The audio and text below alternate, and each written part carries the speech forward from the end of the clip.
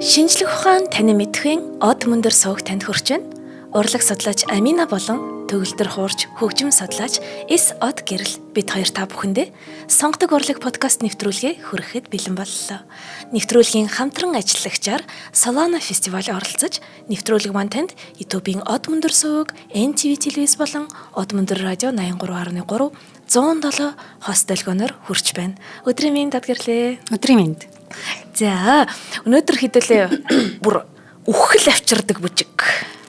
Жизель балетэд хаярах гэж байна. Тэр од гэрлээ хизээ анх Жизелийг үзчихсэн бэ? Ер нь ямар сэтгэл төрчихсэн бэ? Дуртай балет ч юм уу нөө? Би одоогоор яг миний хамгийн дуртай балет гэж хэлж чадахгүй. Яг тэр анхны сэтгэл маань илүү хүчтэй байсан. Яг тэр би анх үзээд ойлгоогүй. Хэдэн насандаа үзснээ санахгүй ч өсвөр насандаа жоохондоо үзчихсэн. Тэгээд ойлгоогүй шалтгаан нь нэгдүгürt хинч надад тайлбар хэлээгүй. Тэ эхний хэсэг тосхны учраас ингээд илүү ойлгомжтой тий. Гэхдээ би тэр одоо бодоход галзуурж байгаа хэсэг нь ойлгоогүй. Хамгийн гол надад ойлгомжгүй байсан сүнсний хэсэг нь. Хоёрдугаар үзэгдэл тий тэр сүнсний юу сүнс мөс болоо явчихваа гэд тий. Тэр нөө эхний хэсэг хоёрдугаар хэсэг хоёр чинь хоёр өөр бараг жүжиг шиг хоёрлаа маш ондоо. Тэгээд тэрэнд надад нөгөө жоох хүүхдээс учраас холбоос үүсэхгүй. Тэгээд тайлбар эднэр уншаагүй мэдэхгүй байсан учраас ойлгоогүй. Тэгэхээр тэр ойлгоогүй сэтгэл нь удаан хугацаанд үлдсэн юм шиг аа. Тэгээд айгүй сүулт эн чин бүжигчдийн маш тэг хайртай эмэгтэй жүжигчин болгон гол дүрд нь бүжиглэхийг хүсдэг мөрөөдлийнх нь тэр одоо икон болсон балет юм биш те гэдгийг одоо их сүулт ойлгож хүлээн зөвшөөрсөн гэдэг юм уу? Тэгэхээр бас нэрээ ямар ч тайлбаргүй үзэх юм бол бас ойлгомжгүй байж магадгүй тий.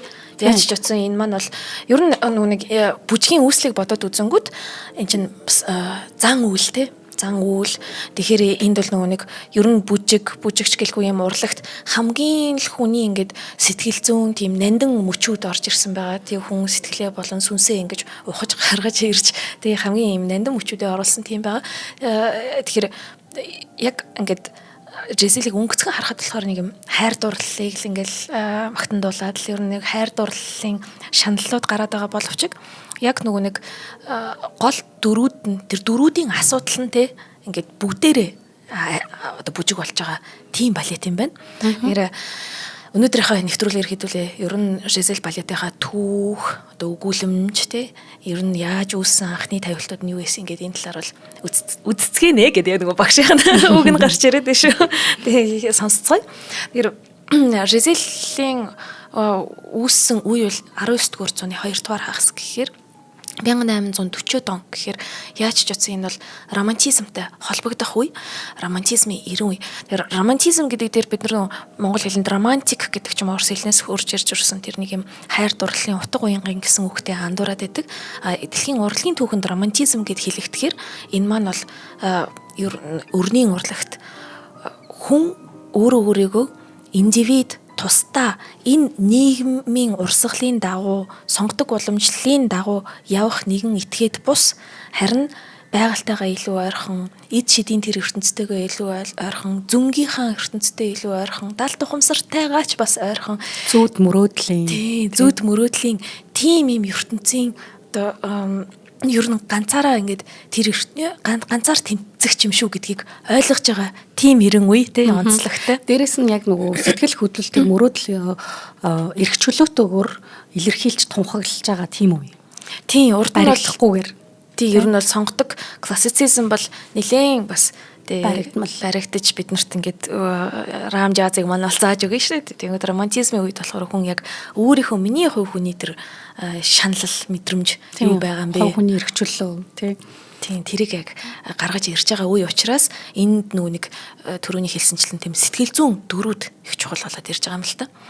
За ингээд Берлиозын уран зөгнөлт симфони, Гётегийн одоо Вальпургийн шүнтэй Фауст дээр Паганинигийн чөтгөртэй гэрээлсэн хийлийн тоглолт, Листийн Мефистофелийн вальс гэх зэрэг ингээ гайхалтай бүтээлүүд юм гарсан цаг үе байна л т. Тэгэхээр бүжгийн урлагч гэсэн мэдээж хоцроогүй яг романтизмын эрен үеийн дагуу энэ тоглолтууд бол гарч ирсэн. Тэгэхээр яг романтизмын үе маань мэдээж их тийм хоёртмал тий. Хүний ингээд дотоод төр зөрчлийг гаргаж ирдэг. Яг түрүүний нөгөө хоёр дахь үзэгдэл төр тий тэр сүнс гарч ирж байгаа гэдэг. Энэ балет манд тэгэхээр бол хоёр үзэгдэлтэй. Эхний үзэгдэл төр нь бол бодит амьдралыг харуулдаг тий. Хоёр дахь нь бол тэр вилис гэдэг байгаа. Вилисуудын бүжгээр илэрдэг тийм бийгүү, нууцлаг юм далтын ертөнцийг гаргаж өгдөг. Сүнсний бүжиг гэж ойлгож болох. Тий. За тэгэхээр Жизелийг одоо романтизмын балет нь болохоор Испани, Герман, Итали, Францын олон их сурвалжуудын нэгтлээс үүссэн гэж хэлж болно. Испани охины бүжгэлсээр тэнгэр тайсан тухай гонигтөхийг өгүүлдэг. Алдарт Виктор Хьюгогийн Хив үзэгдлүүд гэдэг шүлэг 1826 онд хэвлэгдсэн юм байлээ. Тэгээд Виктор Хьюгогийн тэр Хив үзэгдлүүд гэдэг шүлэгт ингэж байгаа юм л да. Аз жаргал шиг үсгэлэнтэй 15 наснда хөгжиглээ. Эцсийн дурсгал болсон энэ үжиглэхээс гаруутаа хөгжиглээ. Ухаангүй чичирж байгаа ээжийнх нь гараас өөр дамраахын тулд түүнийг үхэл хүйтэн тэрвэртэй багтаав. Төгсөв. Одоо тэр ондоо үдшилэгт бүжиглэх болно гэдэг ч юм бэл. Хитгэн мөрдөр бүр би арцатал хэлж байгаа шүү. Гайхамшигтай. Одоо тэр ондоо үдшилэгт бүжиглэх болно гэдэг тийм. Энэ л яг нэг 15 настай охин, Испани охин гэд бүжиглж байгаа тэнгэр тайлж байгаа юм нэг мотив байна л да. Тэгэхээр энэ бас сонин бүжгийн мотив ер нь за энийг нэвтрүүлгийн төгсгөлд өвч гэсэн хэлээ. Тэгэд яг үүнээс хойш Виктор Хьюго энэ шүлгээ бичснээс хойш 10 хүрэхгүй жилийн дараа 1835 онд Германы алдарт зохиолч Хайнрих Хайне уран бүтээлдээ одоо Виллис хэмэх шөнийн дагинсын тухай ингэж дурдсан байдаг юм байна. Хормын даашин зөмсөж цэцгэн титэм зөөсөн. Гэтлэгшгүй үзэсгэлэнтэй Виллисүүд сарны гэрэлд бүжгэлнэ. Бүжиглэх тусам тэдэнд бүжиглэх цаг нь дуусаж мөс шиг хүйтэн болшинда дахин орох ёстойгоо мэдрэх тусмаа улам их хүсэмжлэн улам хурдан бүжиглэнэ. Виллис гэдэг нь болохоор нөгөө славян домгийн дөрүүд тэгээ нөгөө гэрлэхээс өмнө нас барсан бүсгүүчүүдийн сүнсийг хэлдэг. Тэр хайртай залуучуудтай ихвчлэн хууртагдсан тий ер нь тийм сүнснүүд. Тэгээд энэ Виллис гэдэг сүнснүүд маань болохоор нэртэй хатныхаа удирдлагаар залуу эрчүүдийг үхтэл нь бүжиглүүлдэг тийм амар домог байна л да. Ер нь домгууд бас харгас юмнууд их байдаг шүү тий. Тэгээд нөгөө нэг үгүй л үхтэл нь бүжиглүүлнэ, үгүй л бүжиглж ингээ шахсаар байгаад нуурлаж живэлдэг. Тэр төгөр гарч байгаа л да. Энэ сонирхолтой ер нь ийм бусад урлагтай харьцуулахад бүжиг бол хамаагүй илүү транст оруулаад ах шиг санагдаад байгаа юм л да. Эртний грекийн тэр Минад бүсгүүчүүд гэдэг Дионис бурхны дагаж явдаг энэ бүсгүүчүүдийг харсан ч тэд нар чинь бол бүр яг бүх ахуйн ажил амьдрал тэгээ гэр бүл үр хүүхдээ орхиод тэр ойроо очиж Дионис бурхныг шүтэх зан үйлээ хийнгүүтээ өөртөө ингээд яг юм транст орж ингэж шал өөр ертөнцид очиж ингэж бүжгэлдэг байсан байгаа байхгүй тий. Тэгэхээр энэ Виллисүүд гэдэг славяны домогт ирчихсэн гарч штэ тий. Тэр чинь тэр нэг юм энэ ертөнцөөс ингэж давж ингэж холдож ингэж өөр оршихуйн төлөв байдалд очиж байгаа бас нэг тийм зүйл гарч байгаа бах. Тэгэхээр бүжиг их сонирхолтой тий. За ингээд тэрс нөгөө одоо үг хэлэхгүй байгаа шүү дээ. Драмын жүжиг дуур эднэр төр чинь бол хүн ерөнхийд нь ойлгохгүйсэн ч гэсэн үгдийн тэр үгийг нь хараад тодорхой хэмжээнд ойлгоно тий. Бүжиг бол тэр хөдөлгөөнийг бүр маш нарийн ажиглахгүй л бол үггүй учраас ойлгогдох нь хэцүү тий. Нөгөө талдаа нөгөө хүний хөдөлгөөн хизээч худлаа ярьдгүү гэдэг үг гэдэг шүү дээ. Хүн амаараа худлаа ярьж болдог тий. Одоо хөгжим тоглохдоо ч гэсэн худлаа дүр эсгэж тодорхой хэмжээнд болох байхгүй юу. Гэтэл хүний хөдөлгөөн тийм учраас гэмт хэрэгтнүүдийг нөгөө барьдаг тэр мимикийн ажилтдаг бүхэл бүтэн ажигладаг шинжлэх ухаан байгаа штэ. Тий. Үнэхээр худлаа ярьж үнэн байна уу гэдгийг тэр мимикийг нь бичиж авч агаад анализ хийгээд тий. Яг тэр хүний хөдөлгөөн худлаа ярьдаггүй гэж байгаа байхгүй. Тэгэхээр чиний хэлж байгаа саяны нөгөө транст орно гэдэг чинь тий хүний яг чин сэтгэлийг шаардж байгаа тэр бүжиглэн гэдэг тий. Тэгэхээр бүжгийн урлаг тэрүүгээрээ бас агуу гэж боддог. Яа тэр нэг л энэ зохиолыг ярих гэхээр л нэг нуруугаар ингээд хүүт таагаад байгаа юм шиг тий. Бодохгүй үйл явдлын сонсгор гэдэг л зөвтлөгч нарыг ойлгох байх. Тийм өвдөстэй гэмээр тий. Үнэхээр өвдөстэй романтизмын бас маш томоохон бүтээл тий. За тэгээ энэ бүтээл маань хэрхэн бүтсэн бэ гэхээр одоо ер нь одоо саяны тий Хайнрих Хайнегийн ч тэр Виктор Гюгогийн ч тэр зохиолуудтай танилцсан Францын зохиолч Теофиль Готье. Тэгээ Готьед болохоор юм төгс балет гаргах санаа төрсөн байна. Тэгээ Готье Сен Жорж гэд либретто бичдэг эрхэмт үг санаагаа хийлээд тэгээд ер нь жүжигийнхэн зохиол болохоор 3 хоногт бэлэн болцсон. Ер нь нэлийн суурь нь бол байсан байна тий. Тэгэхээр хөгжмийг нь болохоор нөгөө Адольф Шарль Ада бичсэн юм байна л та. Тэгэнгүүт нэг бид нар болохоор одоо нөгөө Аданы Жизель гэж ярьдаг үстэй тий. Аданы Жизель. Тий, Аданы Жизель гэдэг ярьдаг тий. Тэгэнгүүт тэр нь болохоор юу юм бэ л да. Нөгөө Адам гэж бичигддэг нэр. Тэгээд нөгөө нэг Франц хэлний дуудлагынхаа дагуу юу төгсгөл нь Ада болоод тэгээд тэрийг одоо Адан гэд. Тэгэхээр Адольф Шарль Ада болж байгаа юм. Тэг өөг нь тэг яг зүгээр дуудах юм бол. За бид нар бол тэгээд за сайхан монголчлоод юмнууд байгаа бас тий. Аданы Жизель гэж явж. Тэг ингээд Адан 19-р зууны эхний ахсын одоо Францын хамгийн алдартай хайртай хөгжмийн зохиолчдын нэг байсан. Францын хөгжмийн Франц. Тэгээд Аданы дуур балет ингээд үзэгчдийн дунд бүр асар их амжилтанд хүрээд ер нь Францаас гадна ч гэсэн төгсөн байгаа юм. Тэгээд ер нь их хурдан тэгээд их үр бүтээлтэй бичдэг байсан юм лээ. Тэгэхээр нийтдээ 46 гаруй дуур 18 балетын хөгжим зохиосон гэж. Тэр Корсар гэдэг балетын хөгжим, Фауст гэдэг дөр илүү түгээмэл бидний мэдхээс тий. Тэр нэг тийм дэгжин аялалгуу, найруулахын тийм уянгалаг байдалтай хөгжмийн зэмсгүүд нь тийм нарийн ялгаруулалтаараа онцлог гэж энд бичсэн байна л та. Тэгэхээр ер нь дэгжин аялалгуу гэхээр одоо ямар шүү аялгаануудыг хэлдэг юм болоо гэж ясаад гэрлээсээ асууж хөгжмийн онцлогийг нэрэлцмээр байна. Дэгжин аялалгуу гэхээр ялтчгүй нөө балетанд таарахаар хөгжим бичиж чадж байгаа буюу түүний хөгжмийн ерөнхийдөө ингээд ажиглаад тахаар илүү яг нөгөө театрын жинхэнэ утгаараа театрын хөгжмийн зохиолч байхгүй. Театрыг маш сайн ойлгосон. Тэгэхээр Францч бол жишээл дуур дээр илүү тийм нэг комик хошин дуурийн уламжлалтай. Тэгэхээр чин тийм богино хөвгөлбрүүдтэй хошигнол ихтэй тэрийг хөгжмөр илэрхийлнэ гэдэг чинь бас авьяас шүү дээ тий. Балетн дээр болохоор яг тэр мэдээж бүжигчнээ илүү гоё харагдуулахаар дээрэс нь үзэгчд уйтахааргүй. Тэ балетын хөгжим хит хөнгөн одоо хоёлаа нөгөө Дон Кихот дээр ярьжсэн ерөнхийдөө илүү хөнгөн талдаа гэд тэ бүжиг давмгаалсан хөгжим болвол ингээд тусалсан дэмжсэн тэ бүжгийг тодруулсан хэм маягтай гижсэн болвол Адаа дээр юу хажиглагдаж байна гэхээр илүү аль альнийхэн тэнцвэрийг маш сайн олсон гэсэн үг. Тэгэхээр хүн сонсож байгаа хүнд хөгжмийг нь илүү нягтлж сонсомоор байвал хит хөнгөн санагдахгүй уйдхааргүй тэ их сайн зөв тэнцвэртэй. Тэгээд одоо яг сэтгэл хөдлөлүүдийг илүү утсан хөгжмөр буюу одоо хийл, виолончел гэсэн утсан хөгжмөдөр илүү давмгай илэрхийлдэг. Энэ дээр нөгөө хоёул Чайковский дээр, Хунтнуур дээр эднэр ярьжсэн нөгөө лейтмотив гэдэг тема энд эхлэл нь явж байгаа байхгүй. Тэгэхээр Чайковскийн балетны суур болсон гэсэн. Чайковскийн балет ч юм болохоор илүү хөгжмөн давмгай болоод илүү симфони бүжиг болсон шүү дээ, тийм үү? Симфони нь илүү чухал тий. Бүжигнээсээ бараг илүү чухал юм шиг. Гэтэл Адам дээр бол ерөөсөө л маш сайн тэнцвэртэй буюу энэ Чайковскийн балеттай харьцуулахад илүү тэнцвэртэй яг юугаа олсон тий. Нөгөө лейтмотив байхгүйш байгаа. Гэхдээ бүр хит их хөгжүүлсэн хит тэр нүсэр болцсон биш. Тий. Тэгсэн хэрнээ бүжигчдэд ойлгомжтой.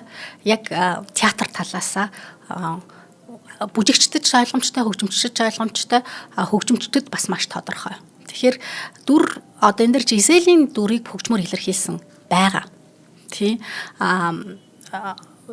Гүнтний тий Альбрехтийн юу дүрийг бас хөгжмөр илэрхийлсэн нь байгаа.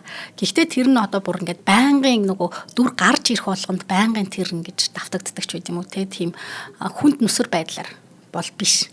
Тий тэрүүгээрээ тэнцвэртэй гэдэг байгаа байхгүй юу? Адамын хөгжим гайхалтай. Тэгээд Ада ч өөрөө Ада тий Ада гэх юм уу? Адам гэх юм уу? Тий Болохоор Адан гэх юм уу шиг. Тий Адам Оросд аягүй алдартай биш юм байлээ тий. Тэгээд 36 наснда 1839 онд Санкт-Петербургт зочилсан байна. Санкт-Петербург чинь тухайн тий Оросын эзэнт гүрний нийслэлийн балет урлагийн тий ер нь гол төв. Тэгээд нөгөө нэг дуурийн театрт нь Ада өөрөө зочлоод өөрийнх нь дутагдлуудыг тэмдэглээд харин Орсын балетыг бол маш сайн байна гэж магтан сайшаагаад тэгээд тухайн үед бас Санкт-Петербургийн тайзнаа мандчихсан Францын балет чинь Мария Тальонид зориулаад Далайн дээрэмчин гэдэг бүжгийн хөгжмийг бичиж өгсөн юм байна.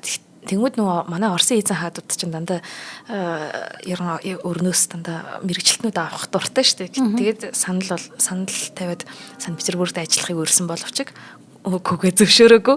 Тэгээд би төсөөлж байна энэ Франц хөгжмийн зохиолчдын манай Санкт-Петербургт ажиллах саналыг хүлээж авахгүй жоохон хүүтэн санагдсан байлгүй. Гэхдээ өвлцсөн хүмүүс зөндөө байгаа шүү дээ. Тэ одоо Пичпа, тэ одоо Алдарт Мариус Пичпа бас л энэ балеттай холбоотой. Бид нар одоо Пичпатай холбоотой 3 дахь балет ярих гэж байна шүү дээ. Тэ Пичпагийн нэрээр маш олон явж байна тэ. Тэгээд харамсалтай нь харин манай Адам Санкт-Петербургт бол үлдээгүй байна. Гэхдээ нутаг буцаад тун удалгүй Жизель балетынхаа хөгжмийг бичсэн байна. Тэгээд Жизель нь бол ер нь Адагийн хамгийн том амжилт тий хамгийн урт насалж байгаа бүтээл гэж хэлж болно. Тэгээ ер нь Францын романтизмын балетын эхлэлийг нь тавиад тэгээд энэ бүжгийн жүжигчин тэнгүүд 3-7 хоногийн дотор бичигдэж байгаа байхгүй. Тэгээд нөгөө Готье маань болохоор ингэж санааг нь олж либретог нь бичлэлсэн. Тэгээд Готье бол өөрөө хөгжмөнд маш сэтгэл хангалуун ингээ өндрөөр үнэлж бичсэн байгаа. Тэгэнгүүтээ ноён Адагийн хөгжим нь ердийн балетын хөгжмөөс хол давуу юм аа. Сэдэл найрал хөгжмийн эффектүүдээр баялаг. Тэр ч байтугай нарийн төвхтэй хөгжимд дурлагстад зориулсан сэтгэл хөдлөм хэсгүүдийг агуулсан маш сайхан уралсан хөгжимтэй. Ялангуяа 2 дугаар үзэгдэл нэнхүү уянгалаг уран зөгнөлийн хөгжмийг агуулдаг юм гэж тэгээ бас бичиж байсан байна. Тэгээ яг тодорхой аль алиндаа нөгөө ойлгогдохоор гэдэг үсэн дээр илэрхийлсэн байгаа үстэй тий. Өвөр Рихард Вагнер хүртэл энэ балетыг үзээд тий айгуу тийм гайхаж шагшиж магтчихсэн юм байна. Тэгэхээр Вагнер ч өөрөө сутан байна тий. Вагнер ч н одоо яг нөгөө түрүүнээс хойш яриад он лейтмотив гэдгийг жинхэнэ утгаар нь хөгжүүлсэн байхгүй. Жинхэнэ утгаар нь яг энэ дуурийн хилэнд оруулж ирсэн. Тий. Ер нь симфони бүтээл оруулж ирсэн. Тий. Тэгэхээр хөгжмийн зохиолч суутан хүн нөгөө хөгжмийн зохиолчоо магтж байна гэдэг бол тэгээ бас үнэхээр тийм дээрээс нь одоо Чайковский болвол нөгөө өмнөх үеийн балетын хөгжмийн зохиолчдоос маш их суралцаад тэгээд балетын хөгжим чинь тийм амаргүй юм байна гэх хүлээн зөвшөөрсөн гэдэг хэлсэн шүү дээ. Тэгээ ялангуяа хунтнуур дээр хамгийн их жишээ авч одоо онгод авч тий үлгэр дуурал авсан балет нь Жизель Чайковскиг хувьд бас. Тэгэхээр бас нэлээд нөлөө бодох юм бол хунтнуур дээр бас төстэй одоо үзэгдлүүд их штэйгаад тэгэхээр нөгөө сарны гэрэлт нуурын ирэг дээр юм харанхуу зураглалтай штэ тий нөгөө хунгууд чинь. Тэгэхээр Виллисийн 2 дугаар хэсэг энэ Жизель балетын 2 дугаар хэсэг бас л сарны гэрэлт нуурын ирэг дээр харанхууд тэр үзэгдэл явдаг штэ. Нэрээ анх балет үзэхэд ингээд яад ч юм хөссөн үсээгүй ингээд хунтнуурыг үзүүлээд байдаг штэ тий. Тэгээд яг зөвөр би өөр дээр бодсон чинь хунтнуур Жизель хоёрыг үзэх их дуртай байсан юм байна. Яг нэг цаг хугацаанд. Нэрээ тэгэхээр яг нэг юм ойролцоо юм байгаа болоод тэгж төстэй таалагдчихсан байна. Дээрэс нь яг жинхэнэ утгаараа эн чинь сонгодог балет тий. Сонгодог мөртлөө романтик балет байгаа байхгүй. Тэгээ хунтнуур ч гэсэн романтик хөгжимтэй шүү дээ тий. Тэгэхээр хоёулаа өмнө нь Дон Кихот дээр ярьж байхад нэр илүү Испани ардын уламжлалт тий. Тэгээ дээрэс нь Испани тийм хурц гоё өнгөлөг тий цоглог тэр өнгө будаг их орсон болвол энэ бол жинхэнэ утгаараа сонгодог байгаа таахгүй. Эхний үзэгдлийн тэр тосхны тий гоё ардын хэсэг ч гэсэн илүү тийм реалист илүү ойрхон тий ангийн бүрээ эднэр дуурдаг тийм тэгэхээр энүүгээрээ бас гоё яг анхлан үзэж байгаа хүмүүст. Тэгэхээр нөө энэ бүжгийн тавилтынхаа хувьд болохоор ерөөсөө нөгөө бүгдэд ойлгомжтой гэд тэг тийм билээ тийм нөгөө хөдөлгөөнүүд нь те ер нь үггүйгээр ойлгогдох боломжтой те тэр яг нөгөө миний санахын тэр Жизелийн тэр галзуурж байгаа шаналж байгаа хэсэг бол тэгэл энэ их л шаналж инда гэл ингээд тэр нэг юм бүжгийн балетын хөдөлгөөнүүд ч өөрөө дандаа нэг юм яруу найргал юм байлээ шүү дээ тийм одоо нөгөө инкерэ ингэдэг үлээ нөгөө ингэдэг хэсэг нөгөө үзэсгэлэнтэй гэж илэрхийлж байгаа тий. Харин баг ингээд дохионы хилж юм шиг бүр тийм юмуд байсан тий. Тийм Тийм тайлбарууд. одоо ингэ гар дээрээ энэ ядам хорон дээр ингэж заахаараа нөгөө гэрэлсэн тий эсвэл бол сүү тавьсан гэдгийг илэрхийлдэг эднэр гэдэг. Ер нь бол их л ойлгомжтой юм байлээ. Би анх үзэж байхдаа ойлгоогүй юм тий. Маш олон зүйл рүү бас анхаарал хандуулж байгаа болохоор тэгж байгаа тий. Тий. За ингээд бүжиг тэглээж Ран Корали, Жюл Перо нар болохоор хөтөлбөрүүдийг нь яг бүжгийн одоо тавилтыг нь хийсэн. Тэгэд ер нь бүжгийн дэглэлт нь бол хамгийн одоо гайхалтай. Тэгвэл Перо болохоор өөрийнхөө яг энэ бүжгийн жүжигтээ өөрийнхөө хайртай үйл хөдлөлийн одоо бүжгийг бүрэн дүүрэн шингээсэн гэж үзэж байгаа юм. Тэгвэл Жизелийн одоо гоцлол болон олонний үзэгдлүүдийн ихэнх нь сонгодог бүжгийн дэглэлтээр хийгдэж илэрхийллийн хэлбэрүүдийг юм холиогүй байдлаараа онцлог гинэ. Тэгээ сонгодог бүжгийн одоо хамгийн үзэсгэлэнтэй хэлбэрүүдийн нэг арабеск тийм. Тэнгүүд арабеск нь болохоор одоо энэ бүтэн жүжигт ингээд зонхилдог. Ер нь арабескчуд сонгодог бүжгийн гол байрлалуудын нэг гэж юм. Нэг одоо нэг хөл дээр нөгөө хөлөө өвдгөр нь нугалалгүй өргөхийг хэлж байгаа юм байна тийм. Энийг бол Жизелис маш сайн бид нар харах боломжтой. Яг энэ тий арабескийн элементийг. Тэгээд ер нь зөвхөн эмэгтэйчүүдийн бүжигчдийг тодруулан гаргаагүй мөн түүнээс гадна одоо гол дүр Альбер гүнгийн бүжгийг нь болохоор Жизелийн бүжгийг давтаад өрсөлддөг тэрүүгээр их онцлогтой. Виллисийн одоо хаант улсын олонний хэсгийн бүжигч гэсэн үзэгчдийг нэлээд их татдаг бах. Та бүхэн маань бас өөрсдөө үзээрэй гэж хэлмээр байна. Тийм Альберс гадна нөгөө одоо эсрэг дүр гэх юм уу Жизелд нөгөө хайртай байсан Гансийн дүр бас их гоё штэ. Тийм илэрхийлэл сайтай. Тий. Ингэж яхахыг бодоход тий хүүхнүүд Ганс их дуртай байдаг л да. Шууд Ганс гэдэг нэрийг сонсоод ингэ тий. Надад бол ингээд Жизел одоо үйл явдлын хувьд болохоор одоо Жизел чинь Альберт гүнд бүтлгүүд оруулж байгаа л гэсэн үг үстэй тий. Тэгэнгүүт Ганс болохоор хамаагүй илүү ирээдүйдээ сонголт байсан юм шиг санагдаад идэх байхгүй юу? Тий. Бүтлгүүд урлагаас гадна энэ бас яг хуу хоёр талаар гоёор болоод мухагаар ярьж болох юм шиг байгаа. Яг энэ дурлалын асуудлыг ярих гэх юм бол. Оо за тэгвэл хэдүүлээ хамтран ажиллагч зарлчаад дурлалын асуудал ярьцгаая. Тий.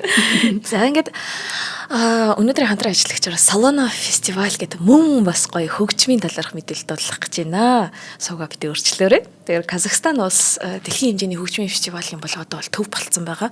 Маш олон супер оддууд бол Казахстан улсад нэг тайзан дээр ингээд цугларч байгаа.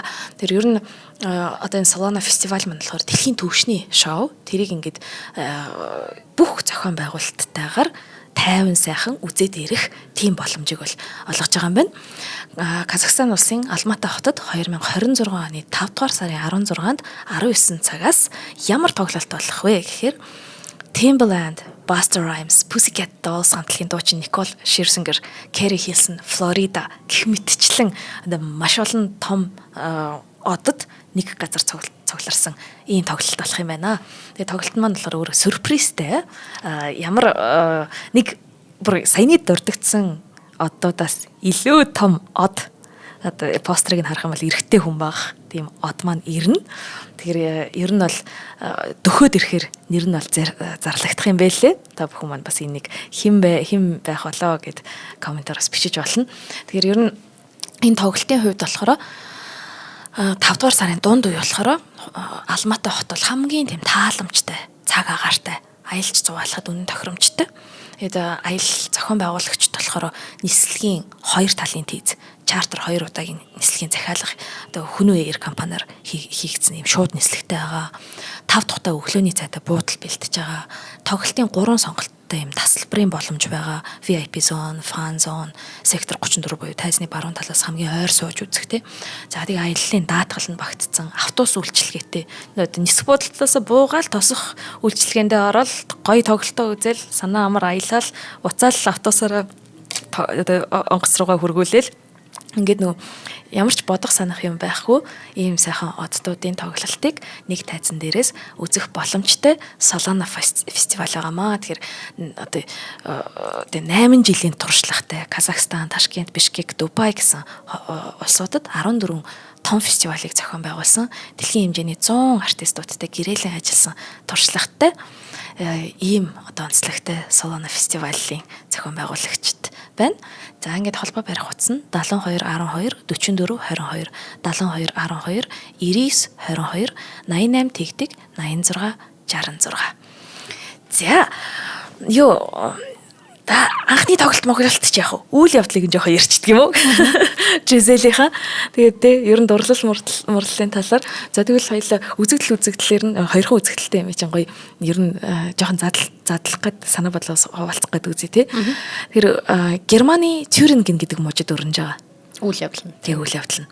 За нэгдүгээр үзэгдэл дээр юу гардаг вэ гэхээр уулын юм нэгэн тосгон байгаа. Тэр тосгонд ингээд тариач тийм усан үзмийн баяраа хийж байгаа. Тэгээд яг тэр баяраа тэр тосгонд болохоор ингээд ан хийж явсан Альбер гүн тариачин охин Жизельд дурладаг. Тэгээ гүн өөрийн одоо үнэн төрхөө нууж гүн гэдгийг нуугаад тий хайр сэтгэлээ илчилж байгаа. Харин Жизельд ийм хайртай байсан Ханс гэдэг түлээчин залуу Альберийн одоо үнэн төрхийг нь илчлээд тэгээд Альбер болохоор гүнгийн сүйт бүсгүй Батилда болон түүний аав Курландын гүн бусад анчттай хамт ирж Жизельтэй танилцж байгаа. Тэгээд эцэст нь Альбер гүнгийн одоо жинхэнэ тэгээд сүйт бүсгүйтэй байсан гэдэг тэр жинхэнэ төрхийг нь мэдсэн Жизель бүсгүй галзуурч нас барж байгаа. Энэ нэгдүгээр үзэгдэл. Тэ. Ёо маш юм юунд цөөхөн өгүүлбэрт хэлж байгаа боловч энд чинь нэг айгүй олон тэр сэтгэл зүйн нөгөө тэмцлүүд явагддаг тий. Тэр энэ Альбер гүн анхнаасаа яагаад тэд нөгөө гүндэн болохоор л татгалзах боломжгүй л байсан багт тий. Нэгдүгээр тийм чинь нөгөө классын ялгаа гарч байгаа. Тэгээ Жизель маань бол тосхны хөөрхөн гинэн цагаан охин байгаа. Ер нь энэ сонгодог дөр балетууд дэр тосхны гэхэр л нөгөө гинэн тэгээ хууртагддаг хөөрхий тий санаа суугаагүй амьдрал ойлгохгүй гэдэг шиг тэгээд үчийн сэтгэлээсээ маш гүнзгий дурладаг. Тэ ер нь тосхны охтууд маань сонгодог хөгжмөнөр гарч байгаа. Тэгээд гүнзгий дурлахаараа нэг бол үхдэг тий. Тэгээд нэг бол одоо бүтлгүй хайраар дуустдаг. Тэ яг тэрний жишээгээр гол нь үхэх хүртлээ гэдэг чинь маш итгэцэн байсан байгаа байхгүй юу. Тэгээд эн чинь нөгөө нэг сүү тавьсан гэж ойлгож ирсэн шүү дээ Жизель маань өөрөө. Тэгээд хамгийн амар нь энийг шууд сонсоод ингээд хүлээн зөвшөөрч чадахгүй галзуурч ийн ээж нь байгаа тий өөр одоо амьдрал эргэн тойрноо бодох сөхөөгүйгээр одоо дурлал байхгүй бол амьдрах хэрэггүй тий одоо жинхэнэ хайрын төлөө амьдрахгүй бол одоо амьдрч яах юм бэ гэдэг тийм философи бас байгаа тий энэ бол яг жинхэнэ чин үнэнч ариун сэтгэл Жизелээс харагдаж байгаа. Тийм учраас галзуурч байгаа. Энэ үнэтэй эвлэрч чадахгүйгээр галзуурч байгаа. Альбертийн зүгээс классын ялгаа байгаа учраас угаасаа тэгээ сүү тавьсан байсэрний нэг бол нөгөө хоёр талтай гэдгийг нэг нь бол ерөөсөө нөгөө хангалттай өмнө дурлаагүй нөгөө угаасаа язгуурчнууд чинь ингээ нөгөө тохиролцсон гэрлэлтүүд хийдэг штэ тий эхнээсээ төлөвлөгдсөн тийм одоо сүү тавилт байсан байж магадгүй тий тийм учраас өөрөө магадгүй жинхнээсээ дуурлж үзээгүй тий жинхэнэ хайр гэдгийг амтлаа. Тэгэхээр Жизелийг хараад жинхнээсээ ингээ дуурлаад хайрлаад тий эсвэл бол бас зүгээр тосхны охин учраас нөгөө сөрөг тал нь гэх юм бол тэртээ тэргүй би суудаг хүнтэй сууна тосхны охиныг бол яах вэ ашиглаад гэдэг юм уу тий ингээд хөөрхөн учраас нэг гоё тоглоом хийгээд өнгөрч болохоор гэж. Тэг ямар ч байсан нэг тийм ухамсарт бас шийдвэр 100% гараагүй юм шиг байна тий. Тэгэхээр ер нь одоо Гётегийн залуу Вертерийн шанал гэдэг ч юм уу тийм зохиол мохиол уншиж байхаар за бас сая нөгөө 18 дугаар зууны Рококогийн тосхны зураг мураг санаанд орж ийн л та. Тэнгүүд нэрэл яг од гэрлийн маань хэлснээр тэрэн дээр ингэдэг байхгүй дандаа язгууртнууд тосгоныхаа энгийн ард иргэдлүү өөрсдийнхээ тэр хит их дүрм журм Тэ хит их юм соёл иргэншлийн бүр өндөрлөгт хүрсэн тэр амьдралаасаа ингэж залхаж цугтаж тосгонд очиж амьдрах нь үзэгдлүүд бас байсан. Тэгэнгүүт тэд нар бас нэг юм худал хуурмаг төсөөлөлтэй байгаа юм тий. Язгууртнууд нь яг бодит амьдрал дээр хэрэл тийм байсан билээ нөгөө. Тосгон гэхээр л тэр 18 дугаар зууны рококо урлал гэхээр ялангуяа зурагдж байгаа уран зургуудыг харангууд тосгон гэхээр нэг хөөрхөн даашинзтай тэгээд дэрвэсэн даашинзтай юм тэгэхдээ тэр даашинзэн тийм язгууртнуудын шиг хэцүү корсет марсеттэй биш жоохон сул чөлөөтэй. Гэхдээ юм цэвэрхэн ягаан хацартай хүмүүсийг зурцсан байгаа байхгүй тий. Пасторальны зураг гэдэг штэ. Тэгээд тэр залуу барьтрын шаналл дээр ч гэсэн гарч байгаа нь болохоор нөгөө яг соёл иргэншлэр бохирдог доогүй гэж үзээд байгаа юм тий. Not spoiled by civilization тэгэж үзэж байгаа учраас нэрээ энэ дэр нэрээ дандаа л юм тосгон гэхэр л нэрээ гинэнгийн бэлэгдэл болчоод яг бодит амьдралаас айгүй хол тийм төсөөллөд байсан байгаа юм шүү. Тэг яг энэ хонгорхон Жизель гэдэг энэ яг бүр хонгорхон гэж хэлмээр энэ дүрийг бол яг нэгдүгээр хэсэг дээр бид нар хангалттай харж болохоор гэдэг штеп. Тийм тий. Үнэхээр яг гинэн. За ингээд хоёрдугаар үзэгдэлт болохоор шүн дунд бол Жизелийн үхэлд гашуудаад гимшсэн юм Ханс оршуулгын газар булшин дээр нь ирж байгаа. Тэгвэл нөгөө Вилсийн хатан хаан Мирта сарны гэрэлд гарч ирнэ. Вилсүүдээ удирдаад хөөрхий хаанс гэдэг. Тэгээ энэ бэлэг тэмдэг нь юу юм бэ лээ? Нөгөө нэг энэ чинь нөгөө гэрлээгүй одоо хууртагдсан охтуудыг төлөөлж байгаа штэ тий. Тэгээ бүгдээрээ нөгөө амьдралдаа хизээч тэрвэрж үзээгүй хүүхдийн бэлэгдэж байгаа. Тийм учраас бүгдээрээ ингэж байрлал яг хүүхд тэрвэрж байгаа юм шиг байрлал байна штэ тий. Тийм балетын хөдөлгөөн. Оо ямар сонирхолтой юм бэ. Уусаа балетын дээр чинь бүх хөдөлгөөн болгон тодорхой агуулга илэрхийлж байгаа штэ. Тийм бэлэгдлүүд байгаа тий. Тэгээд нөгөө Вилсүүд маань хаансыг өгтөл нь бүжүүлүүлчихэж байгаа. Daarаас нь Альбер гүн уу гашуу ус гимшилтэй автаад оршуулгын газарт ирж байгаа. Мирта хатан болохоор яг Альбер гүн хөнөөхөө ингээд завдаад гэтэл Жизелийн сүнс нь харин хайртай хүний хамгаалсаар үүр цайлгаж байгаа тий. Тэгээд Жизель хайртай хүнтэйг үүрд салахаас гүйцэтгээд газарт шингэн алга болдог. Энийг Монгол Улсын Дөрвиж Эрдмийн театрын бас тэр газарт шингэн алга болж байгаа хэсэг их гоё те. Яг үнэхээр шингэн алга болдог. Тэр нөгөө буушнаасаа гарч ирж байгаанаас хүмүүс их цочоодаг штэ. Тий, айгүй. Өө, тайз ч юм бас ингэдэг байсан. Би л анх үзээд бүгд тайз ингэж нүхтэй байсан юм гээд их гайхажсэн. Тий, тэр их гоё хүчтэй сэтгэл төрүүлдэг хэсэг шүү. Тэгээд Альбер гүн маань жинхнээсээ үнэн чарыг мэдрээд тайтгаршгүй гонхтой автсаар одж байгаа. Тэгээд ямар ч байсан хайртай хүнээ үл аварсан. Тэгээд хайртай хүндээ одоо өшөө аваагүй юм аа тий. Өшөө аваагүй. Дээрэс нь яг нөгөө түрүүний гоё чин үнэнч ариун хайрын бэлэгдэл хоёрдугаар үзэгдэлд бас илэрж байгаа байхгүй юу? Яагаад тэгэхээр өгсөн ч гэсэн хайрлаж байна. Өгсөн ч гэсэн уучлж байна. Одоо тэрийг Жизелийг хуурсныхан төлөө тэг гомдож болно. Өшөө авч болно юу гэдгийг сонголтууд байгаа штэ. Гэтэ үнэхээр хайртай болвол уучлаад тий өгсөн ч гэсэн өхөлт одоо хайраа илэрхийлээд ингээд амарлуулад тий би чамд үнэхээр хайртай байсан шүү гэд Альберхийг өхөл рүү түлхэхгүйгээр ингээд хайрыг нь мэдэрч тайвшруулад тэгээд Альбрехтийг тэр чинээгээр жинхэнэ үнэнч хайрыг мэдрээд тайвшраад ингээд гонхтой автсаар дуусч байгаа штэ. Энүүгээр агуу. Тийм зохиол нь одоо энүүгээр агуу. Тэг энийг яг гоё бүжгээр хөгжмөөр илэрхийлж гин гэдэг гоё байгаа юм л да. Түрүүн Адгерл маань яг гоё хөгжмийн бэлэг тэмдгүүдийн талаар ярьлаа тий. Тэр ер нь маш олон Жизель балет бол тийм бэлэг тэмдгүүдтэй юм билий. Эхний үзэгдэлт Жизель нөө тэр надад хайртай юу гэд Балжин гарам цэцгийн дэлбэг ингээд тастаж асуудаг тий. Хайртай хайргүй. Тэгээд нөө яг нөө Балжин гарам чи өөрөө тийм энгийн талын цэцэг. Тэнгүүд энэ Жизель ч гэсэн өөрөө яг тэр гинэн юм талын цэцэг шиг байгаа юм шүү гэдгийг хэлж байгаа. Тэгээд хайргүй гэсэн хариу ингээд таарад тэгээд тэнгүүд Жизель маань ингээд чин сэтгэлээсээ гониглоход Альбер болохоор Жизелийн ингээд ийм эд шидэнд итгэдэг тий гинэн ингээд тэр занг ингээд гайхаад тэгээд өөр нэг цэцэг аваад хайртай гэсэн хариу гаргаж байгаа. Тэгээд хоёрдугаар үзэгдэлт болохоор нөгөө Жизелийн булшин дээр цаан саран цэцгийн баглаатай Альбер маань ирдэг. Тэгвэл цаан саран гэдэг цэцэг нь болохоор цэвэр ариун байдал тэ мөн нэгэн зэрэг шүн ба харанхуйг бэлэгддэг юм байна. Тэгэхээр нөгөө Жизель ч гэсэн одоо ингээ ядарсан зүрх сэтгэлтэй амар амгалан хүсээд Миртад одоо энэ цэцгийн баглаг өгдөг тий. Тэгээд Виллисууд нь болохоор толгой дээр ийм Мирт цэцгийн хэлхээ зөөсөн байгаа. Мирт нь болохоор нам гүн байдал амар амгалан таашаалыг бэлэгдсэн. Тэгээд ер нь сэргэн мандалтын үед болохоор мөнх ногоо Мирт гэд тэр яг нэг ургамал тэр Миртийн ургамал болохоор мөнхийн хайрын бэлэгдэл байсан юм байлээ. Тэгээд нөгөө розмарины мөчрөөр болохоор Мирта сүнснүүдийг болшнаас нь ингээд дуудан гаргаад сэтгэл санааг нь өөрчлөөд залуу эрчүүдийг ядарч тойлтол нь одоо бүжиглэх юм тушаал өгч байгаа тий.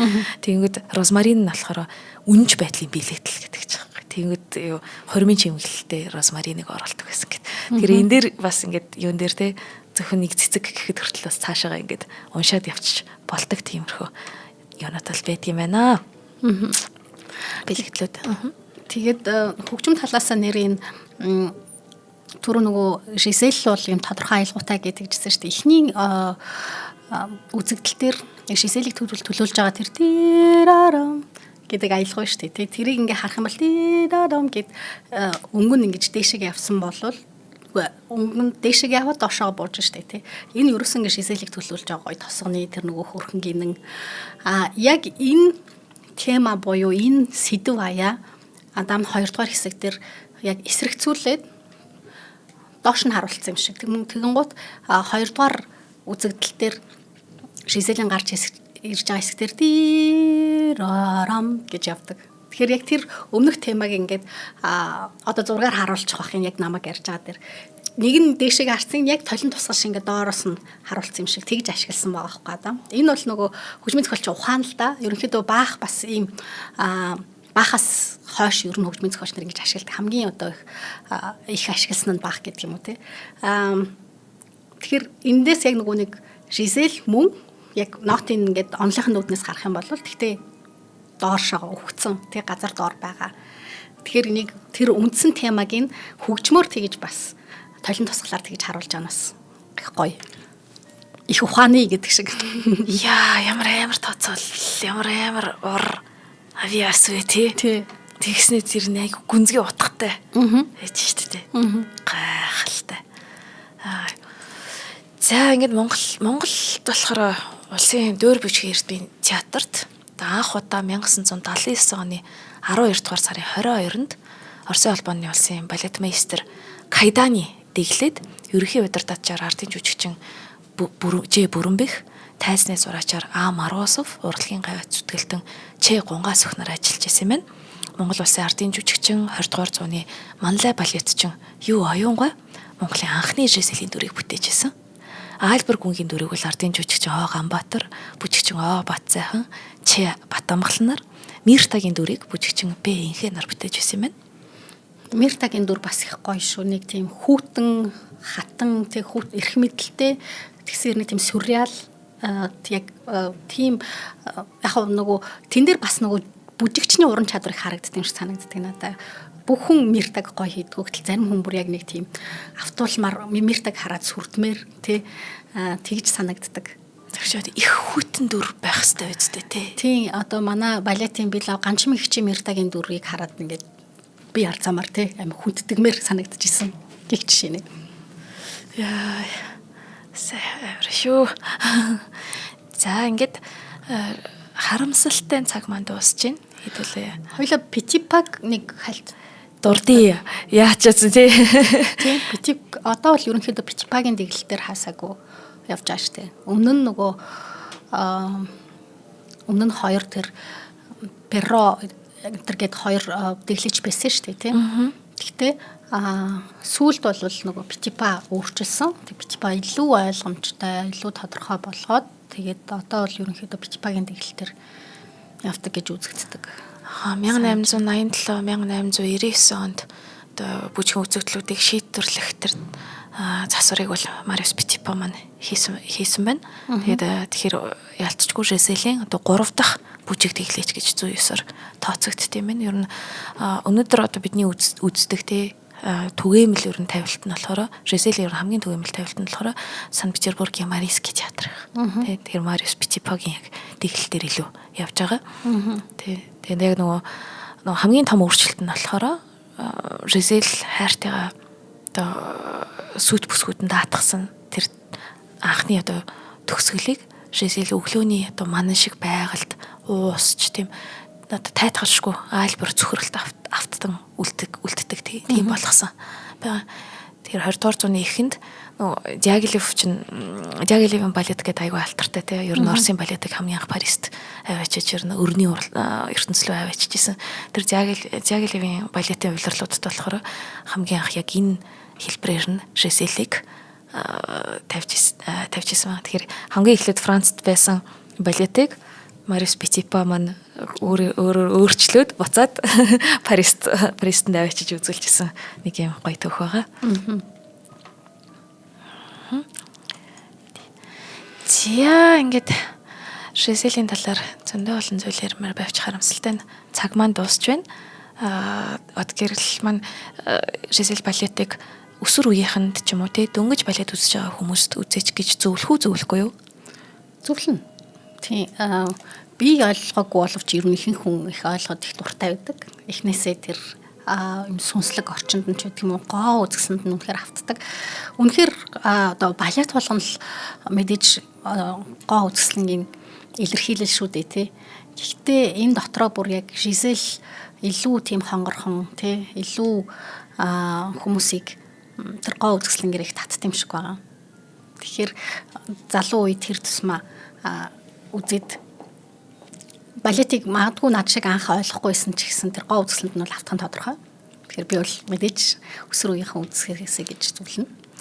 Тэгэхээр 1841 оны 6 дугаар сарын 28-нд Парисын их театрт буюу одоо 180 гаруй жилийн өмнө Жизель буюу Виллисүүд гэдэг нэртэйгээр тавигдчихсэн энэ балет маань одоо хүртэл ингээд Монголд ч гэсэн тий байнга тавигдаад улсын төр бичгэрдмийн театрт маань тоглогдоод явж байгаа.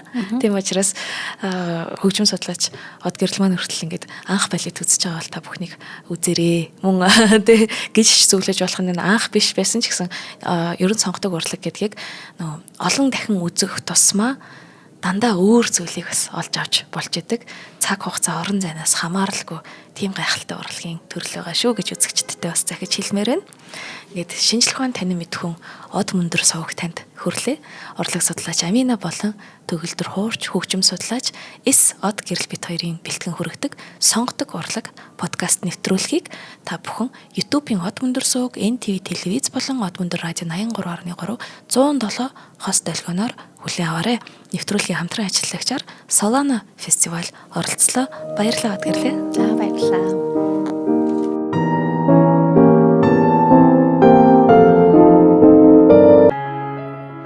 Нэвтрүүлгийг хүлээн авсан Нарны аймгийн монголчуудтай баярлалаа.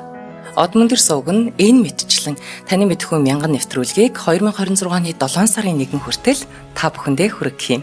Их хэлээрээ шинжлэх ухаан танин мэдхүйг түгээхийн үлсэд нэгтгэх хүсвэл та бидэнд хандив өгөх боломжтой.